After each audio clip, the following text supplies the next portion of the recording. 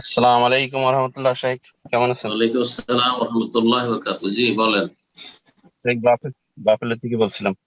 আমার প্রশ্ন জানতে চাচ্ছিলাম মাশাআল্লাহ। একটা, যে কোরআনের যে আয়াতগুলি, যে আল্লাহ সুবহানাহু ওয়া তাআলা বলছে যে তোমরা একে একে বিচ্ছিন্ন হয়ে না, আল্লাহর রজ্জুকে শক্ত করে ধরো।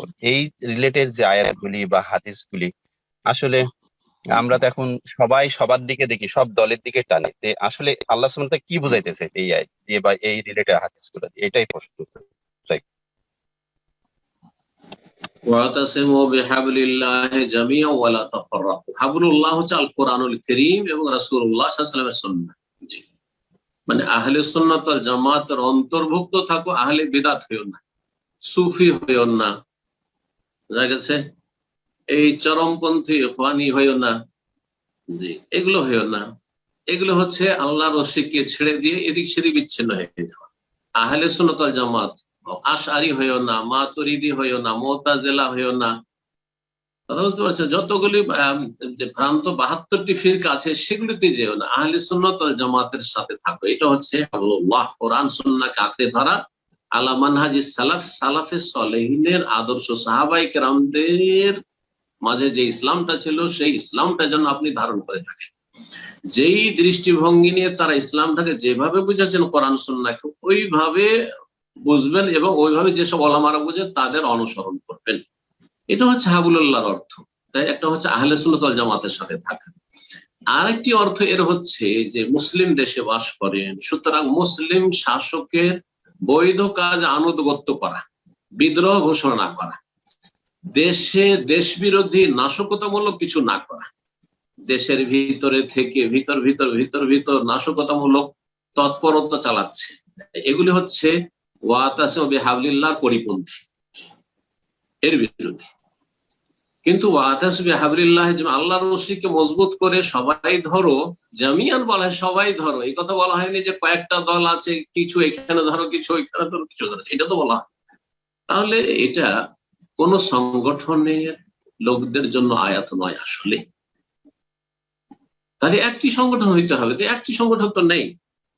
সুতরাং কি করে আপনার এখানে ওয়াতাসিমু হইল? আল্লাহ রশিকে মজবুত না, সবার কাছে আল্লাহর কাছে আল্লাহ রশি একটা করে আছে, সব সংগঠনের কাছে একটা করে আল্লাহ রশি আছে নাকি? আসলে ভুল ব্যাখ্যা। এই জন্য সংগঠন ওয়ালাদের জন্য এই আয়াতগুলি নয় আসলে। এটি হচ্ছে মুসলিম দেশে আপনি ঐক্য বজায় রাখবেন, আর সামান্য কিছু বিষয় নিয়ে অথবা কিছু অপরাধ হচ্ছে সেগুলি খোলা মেম্বারে, স্টেজে, যেখানে সেখানে উস্কানিমূলক কথা বলবেন, যার মাধ্যমে দেশে অশান্তি সৃষ্টি হবে। আপনি ঘোষণা করে দিলেন, বড় বড় আপনি লেকচার ঝেড়ে সরকার বিরোধী, আর তারপরে দেখা গেল একটা দেশে অশান্তি সৃষ্টি হয়ে গেল, মানুষকে আবেগিত করে দিলেন। দেখেন কি করছেন, শেষ পরিণাম কষ্ট পেতে হচ্ছে, দুনিয়ার কষ্ট, আখিরাতের কষ্ট। এটা সালাফদের মানহাজ নয়। নসিহা করা, সরকার যদি ইসলাম বিরোধী কিছু করে তাদেরকে নসিহা, উপদেশ দেওয়া এবং তাদের খারাপ কাজগুলিকে অন্তর থেকে ঘৃণা করা, আর যারা আমাদের বড়রা তাদের পর্যন্ত পৌঁছিতে পারবেন তাদের কাছে গিয়ে সরাসরি উপদেশ দেবে যে আপনারা আল্লাহকে ভয় করুন, এই পাপগুলো থেকে ফিরে আসুন, এইরকম অন্যায় কাজ করিয়েন না, এই অন্যায় এই ভুল পদক্ষেপগুলি নিয়েন না। এটা করবে, তারা নির্জনে করবে। জি, তো আশা করি বুঝতে পেরেছেন।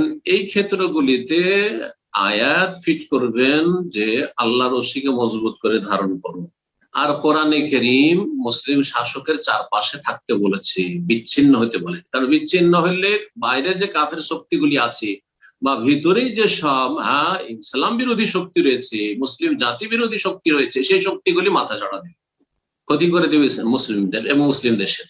ঠিক। আর আহলে সুন্নাত ওয়াল জামাত যদি নিজেরাই ছোট ছোট মাসলা নিয়ে বিক্ষিপ্ত হয়ে যায়, ছোট ছোট মাসলা ফিকহি মাসাইল নিয়ে যদি আপনার ভাঙন ধরিয়ে দেয়, তাহলে এরা কমজোর হয়ে যাবে, তখন বেদাতিরা শক্তিশালী হয়ে যাবে, বেদাতিরা শক্তিশালী হবে, ওই 72 ফিরকা শক্তিশালী হয়ে যাবে। সুতরাং এই ক্ষেত্রেও সতর্ক সাবধান। তো আশা করি বিষয়টি সংক্ষেপে বুঝবেন যে আহলে সুন্নাত ওয়াল জামাতের সাথে থাকবেন, কোন বেদাতি দলের সাথে থাকবেন না। এটা হচ্ছে আয়াতের অর্থ, তোমরা আল্লাহ রশি মজবুত করে ধারণ করো। আর মুসলিম শাসকের সাথে থাকবেন, মুসলিম শাসক বা মুসলিম দেশ বিরোধী কোনো কিছু করবেন না।